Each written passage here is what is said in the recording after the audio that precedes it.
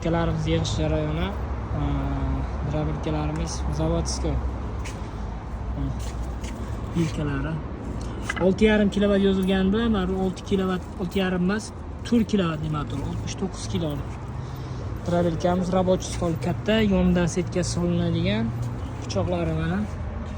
Buni ko'p kishi yolg'ondan aytadi, pichoqlari germanskiy bo'ladi deydi. Yolg'on gap bu. Hech qanaqa germanskiy bo'lmaydi, Xitoydan chiqadi hammasi. Kalyonli olovda charxlangan bo'ladi, bu bo'lgan gap. Lekin germanskiy deyishadi, yolg'on gap. Motorlarni ham germanskiy deb sotishyapti.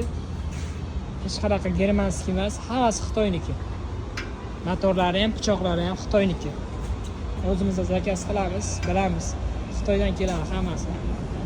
Mana samodelka ishlab chiqaradiganlarga ham shunaqa deyishadi, germanskiy deyishadi, yolg'on gap. Hech qanaqa germanskiy emas. Akalar, pastdan nomer qoldirdim mana shu drabilkalarimizni. Bemalol aloqaga chiqib zakaz qilsanglar bo'ladi. 12 ta viloyat, manzilimiz Toshkentda. 12 ta viloyat dastlabga qilib beramiz. Narxlarini buni 2,5 million so'm bilan 3 oyoqlisini, mana bunaqa 4 oyoqlisini esa hop 2 million 600 ming so'm bilan aytgan joyingizgacha dastlabkasini qilib beramiz. Viloyatlarga ham, Toshkent shahar ichiga ham, Toshkent viloyatiga ham qilib beraveramiz. Sitkalari 4 ta bo'ladi. Tonga, xashayiga, xavariga bo'ladi.